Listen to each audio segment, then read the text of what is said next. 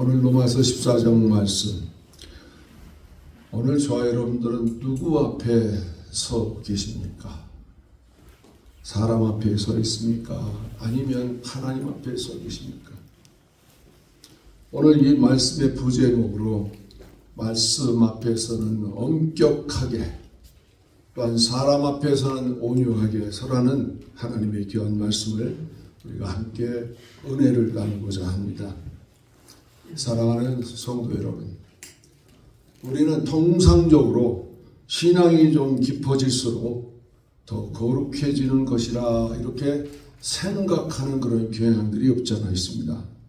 그러나 현실에서는 오히려 사람을 더 쉽게 판단하게 되는 역설을 우리가 경험하게 됩니다. 우리 모두는 한 가지 직시하고 넘어가야만 합니다. 하나님 말씀이 내 영 안에 자리하고 있습니까? 성령 하나님과 지금 소통하고 계십니까?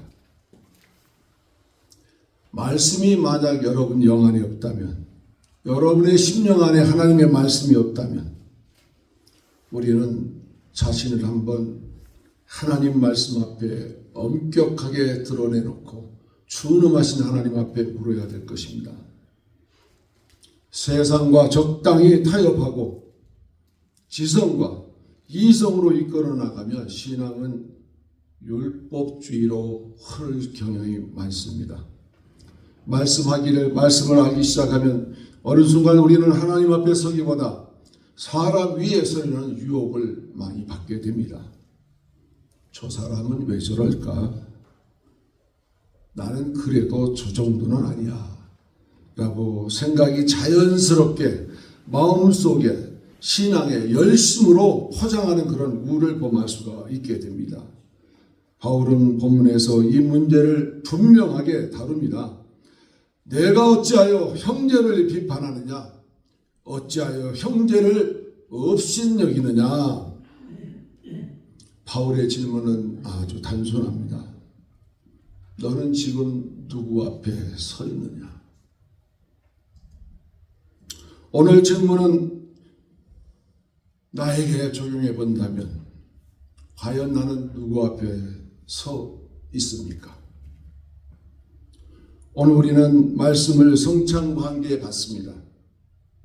성찬은 우리 모두를 다시 하나님의 은혜 앞에 세우는 귀하고 복된 자리인 줄 믿습니다. 그러므로 오늘 말씀은 우리의 신앙의 태도를 다시 점검하는 자리가 되시기를 축원합니다. 그 첫 번째로 우리 모두 하나님 앞에 서 있는 존재들입니다. 바울은 단정적으로 말합니다. 우리가 다 하나님의 심판대 앞에 서리라. 여기에는 외회가 없습니다. 내 형제를 비판하는 사람도, 내 형제를 업신여긴 사람도, 저 사람은 왜 저럴까? 나는 그래도 저 정도는 아니지. 또 믿음이 강해 보이는 사람도, 교회를 오래 다닌 사람도, 직분을 맡은 사람들도 모두 동일하게 저와 여러분들은 하나님 앞에 반드시 서야 됩니다. 우리가 하나님 앞에 선다는 것은요, 심판대 앞에 선다는 것입니다. 어떤 이들은 하나님의 백보자 심판대 앞에 서야 될 것이고, 어떤 이들은 그리스도의 심판대 앞에 서게 된다는 것입니다. 하나님 앞에서 거룩하게 서되 사람 앞에서는 오늘 우리가 겸손하게 행하라는 것입니다. 여기서 우리가 우선순위가 중요합니다. 성도들이 겸손하면 저절로 거룩해지는 줄 아는데 하나님 말씀은 그렇지 않습니다. 저와 여러분들이 거룩해져야만 겸손해질 수가 있다는 것입니다. 그런데 형제를 판단하는 순간 우리는 은근히 위치를 바꾸고 있습니다. 하나님 앞에 서 있던 자리에서 물러나서 형제 위에 서려는 자리 이동이 일어나고 있는 것입니다.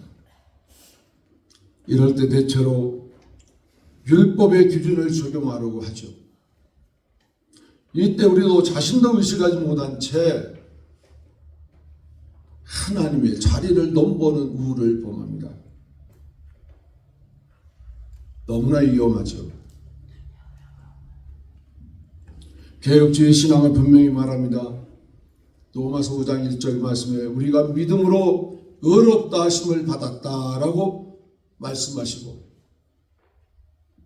예수 그리스도를 우리 구주로 영접한 그들을 우리 주님이 죄악에서 멸망의 자리에서 거룩의 자리로 우리를 옮겨 놓았다는 것입니다. 우리는 자기 의로 서 있는 사람은 아닙니다.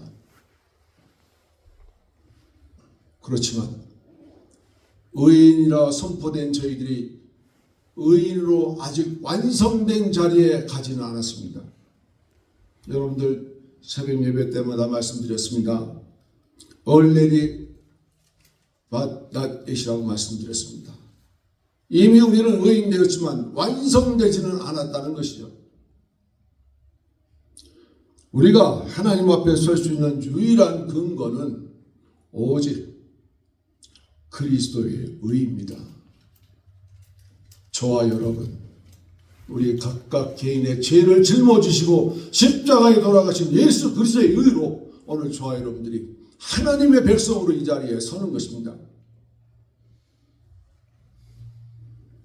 무엇이 여러분의 삶을 혼돈으로 이끌어갑니까? 은혜 앞에 서 있는 사람은요, 함부로 설 수가 없습니다.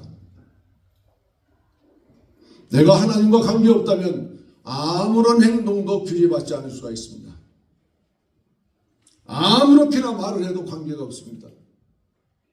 그러나 내가 그리스도의 의로 의롭다함을 받은 백성은 반드시 그분의 법칙 앞에 내가 자리를 세워야만 한다는 것입니다. 말씀을 제대로 들은 신앙은 다른 사람을 거칠하기 전에 먼저 자기 마음을 살피는 신앙의 자세가 요구되어야 합니다. 형제를 판단하고 형제에 대해서 정죄하고 비난하고 싶어질 때마다 우리는 잠시 멈춰서 이렇게 물어야 됩니다. 나는 지금 하나님 앞에 서 있는가? 아니면 사람 위에 서 있는가? 하나님 앞에 바로 서 있는 신앙은 사람을 쉽게 단정하지 않습니다. 이것이 바울이 말하는 첫 번째 신앙의 자세요 태도라는 것입니다. 두 번째로, 판단은 신앙의 열심이 아니라 신앙의 왜곡입니다. 오늘 4절 말씀에 말씀하죠. 남의 하인을 비판하는 너는 누구냐? 하나님이 묻습니다. 오늘날도 하나님의 자녀를 함부로 비판해서 정죄받는 일이 발생하지 않기를 축원합니다. 바울의 문제 삼는 비판은 단순한 의견 차이가 아닙니다. 그는 형제를 정죄하고 업신여기는 태도에 대해서 지금 경고하고 있는 것입니다.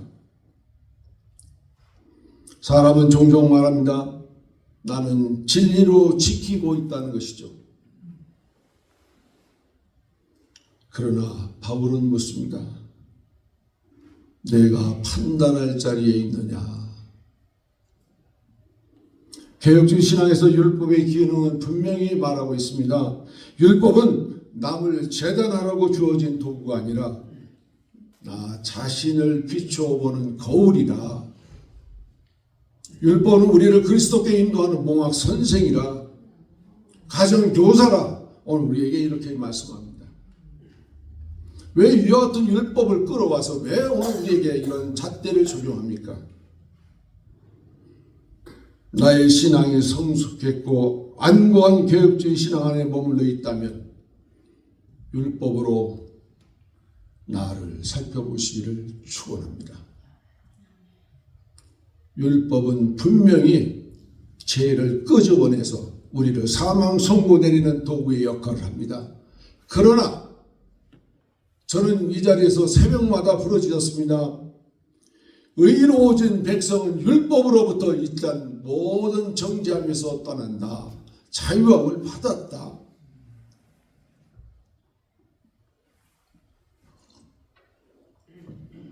왜 그런데 정죄하고 판단하고 비판하는 자리에 우리에 나가려고 합니까?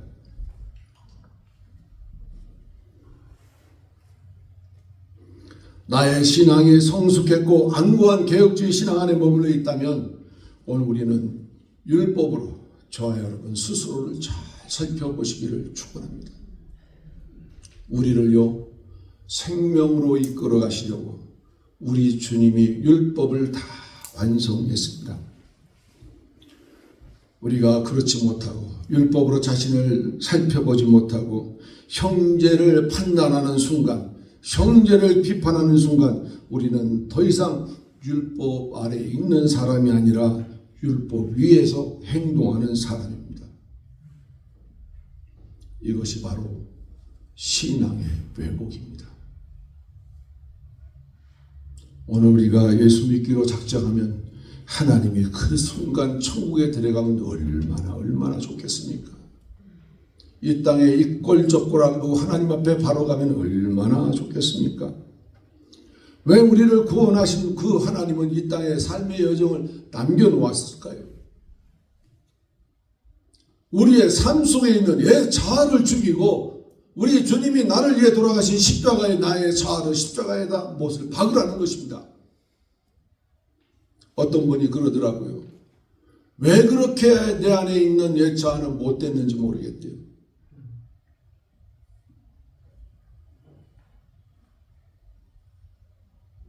판단이 많아질수록 그 신앙은 열심히 깊어진 것이 아니라 복음에서 멀어져 가고 있다는 신호입니다. 소위 말해서 인본주의로 가고 있다는 것이죠. 오늘날 저와 여러분들 자신을 잘 살펴보시길 바랍니다. 나는 누구를 판단하는 것을 좋아해서 지금도 판단하고 있다면 나는 복음에서 멀어져 가고 있는, 소위 말하면 인본주의로 가고 있다는 것입니다. 저와 여러분들, 우리 개혁주의 신앙은요 신본주의로 가는 것입니다. 왜 그렇습니까? 우리는 거룩의 자리에 옮겨놓은 하나님의 백성의 자녀라는 것이죠. 여러분들 아십니까? 하나님 나라의 양자로 입양된 사실을 혹시 아십니까? 그 나라 법에 따라 우리는 살아가야 된다는 것이죠. 왜 아직도 세상 법에 따라 살아가려고 합니까? 하나님은 그 나라 데려가기 위해서 우리를 멸망의 자리에서 옮겨놓았고 이제는 거룩한 길, 성화의 길을 가면서 성령의 열매를 맺되 나의 속에 있는 옛 자아를 우리 주님의 십자가의 못에 박으라는데 왜 박지 않고 살아 역사합니까? 왜 아직도 살아있는 사람으로 지금 살아가려고만 합니까? 우리 주님의 십자가의 죽음이 헛됩니까? 그렇게 바람직하지 못합니까? 아니라는 것이죠. 복음은 우리를 재판관으로 세우지 않았습니다. 우리를 대신해서 심판을 받으신 그리스도를 바라보기 때문에 오늘 복음은 우리에게 주어졌다는 것입니다. 십자가 앞에 나를 자주 세우는 사람은요, 형제를 쉽게 판단하거나 비판하지 못하고 그렇게 단정하지도 않습니다. 오늘 저와 여러분들 십자가 앞에서 자신을 바라보시기를 축원합니다. 세 번째로 말씀을 제대로 들은 사람일수록 형제에게 온유합니다. 온이란 말 헬라어로 프라비테스라고 그러는데 친절하고 겸손하고 동정심을 베푸는 것이라 이렇게 말합니다. 성경을 통틀어서 신학적으로 이 온유에 대한 말씀을 이렇게 정의할 수가 있습니다. 하나님 앞에서는 겸손히 자신을 맡기고 사람 앞에서는 판단 대신 인내를 선택하는 태도를 온유라. 아멘. 바울은 말합니다. 하나님이 그를 받으셨다. 하나님 받으신 분을 우리는요, 비판하거나 판단하거나 정죄하지 마시기를 축원합니다. 그 형제는 내 소유가 아닙니다. 그 형제는요, 하나님께서 부르신 종이요, 하나님의 자녀인 것입니다. 그가 서게 하시는 것도 하나님이시고 그를 넘어지게 하는 것도 하나님이십니다. 오늘 저와 여러분들 이런 하나님을 믿고 의지하고 나가고 계십니까? 여러분들이 하나님의 자리에 올라서는 것을 경계하시기를 바랍니다. 하나님이 아니 계시면 아무렇게나 우리는 행동할 수가 있습니다. 그분이 지금 저와 여러분들 안에 성령 하나님으로 오셔서 오늘 저와 여러분들의 일거수일투족 내 입으로 나오는 말 한마디까지 다 지금 바라보시고 듣고 계십니다. 그러므로 오늘 우리는요, 그날에 하나님 앞에 가서 직고해야 된다라고 말씀을 드렸습니다. 내 입으로 내가 한 말에 대한 책임을 물어야 됩니다. 설령 그것이 자기에게 옳다 할지라도 하나님의 기준에 맞춰야 된다는 것이죠. 거기다가 하나님의 백성들, 거룩에 있는 자리들은요, 하나님의 소유입니다. 거기에 대고 우리는 할 말이 없다는 것이죠. 문자 한번 써볼까요? 유구무원이라는 것이죠. 문자 모처럼 한번 쓰니까 웃어요. 정말이죠. 우리는 하나님 앞에 유구무원입니다. 말씀은 그래서 우리를 더 날카롭게 만드는 그런 도구가 아닙니다. 하나님의 말씀은요, 저와 여러분들을 부드럽게 만들어가는 하나님의 귀한 연장 도구입니다. 그 말씀은요, 저와 여러분들을 더 강하기도 하고 때로는 저희들을 조심스럽게도 하는 게 하나님의 말씀입니다. 그렇다고 온유는요, 타협이 아닙니다. 온유는 은혜를 아는 사람의 태도입니다. 지금 하나님의 은혜가 지금 호수와 같은 이와 같은 때 저와 여러분들은 자의로 판단하고 생각하고 생활할 수 있습니다. 다만 요한계시록에 말씀한 것처럼 우리에게 은혜가 중단되면 하나님 앞에 백성들도 거기를 지켜나가기 어렵다. 그래서 그 심판의 날을 하나님이 내 백성을 위해서 줄이겠다고까지 우리에게 도량을 넓혀 놓으셨습니다. 이 은혜를, 하나님의 온유 앞에 이 은혜를 우리가 어떻게 하시면 좋으시겠습니까? 남용하시겠습니까? 오용하시겠습니까?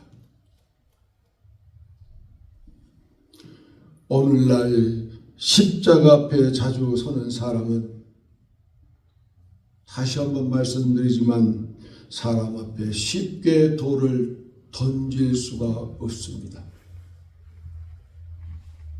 그리고 십자가 앞에 자주 서는 사람은 사람들 앞에 돌을 들 수가 없어요. 오히려 말씀을 제대로 들은 신앙은요, 판단 대신 기도를 선택하게 될 것이고 정죄 대신 기다림을 택할 것입니다.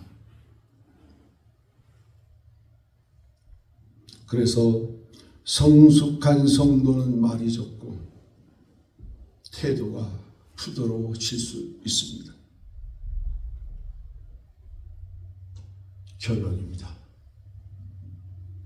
사랑하는 성도 여러분, 오늘 우리는 성찬에 참여합니다. 우리가 잘 아는 것처럼 우리 주님은 십자가에 자기 몸을 내어 맡기기 전 자기 몸을 내어주시고 자기의 피를 주시며 기념하라. 우리 주님 다시 오는 그날까지 기념하라. 오늘 우리에게 말씀하십니다. 오늘 우리의 성만찬은요, 의로운 사람만 나오는 자리가 아닙니다. 잘한 사람만 오는 자리도 아닙니다. 오늘 은혜가 필요한 사람들 나오는 그런 자리입니다. 이 떡과 잔 앞에서 우리 모두는 동일합니다. 우리는 판단자가 아니라 용서받은 죄인입니다.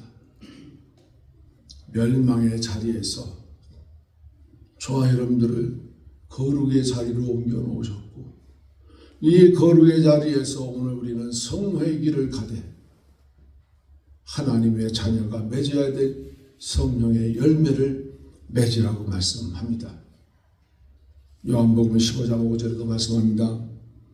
포도나무가 가지에 붙어 있으면 열매를 많이 맺지만 포도나무에서 떨어져 나가면요, 열매를 맺을 수가 없다고 말했습니다. 오늘 저 여러분들은 지금 포도나무의 가지로 붙어 있는 그 자리, 거룩의 자리, 그 길을 걸어가면서 갈라디아서 5장에서 말씀하시는 성령의 열매를 우리의 영광의 그 자리, 영화의 그 자리에 가는 날까지 맺혀 가시기를 축원합니다. 오늘 이 떡과 잔은요, 우리 모두에게 동일합니다. 우리는 판단자가 아니라 용서받은 사람으로서, 우리가 평가자가 아니라 은혜 받은 사람으로서, 그러므로 오늘 성찬은 이렇게 저와 여러분들을 부르고 있습니다. 말씀 앞에서는 엄격하되 사람 앞에서는 온유하라. 이 성찬을 받으며 다시 하나님 앞에 서는 신앙으로 돌아가시기를 바랍니다. 그리고 이번 한 주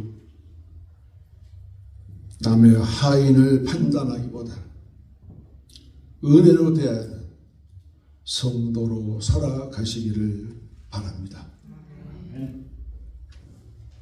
하나님 앞에 서 있는 자기 자신을 먼저 돌아보고 하나님의 자녀, 성도가 되시기를 축원합니다. 기도하겠습니다. 하나님 아버지, 오늘 말씀과 성찬을 통해 우리를 다시 주님의 은혜 앞에 세워주시니 감사합니다. 우리가 말씀을 안다는 이유로 형제를 판단하지 않게 하시고 은혜를 입은 자로서 은혜를 흘려보내는 삶을 살게 하옵소서. 말씀 앞에서는 자신을 살피게 하시고 사람 앞에서는 온유하게 하옵소서. 우리가 서 있는 자리가 언제나 하나님 앞임을 잊지 않게 하옵소서. 이 성찬의 은혜가 우리의 말과 태도와 관계 속에 열매로 나타나게 하옵소서. 예수 그리스도의 이름으로 기도드리옵나이다. 아멘.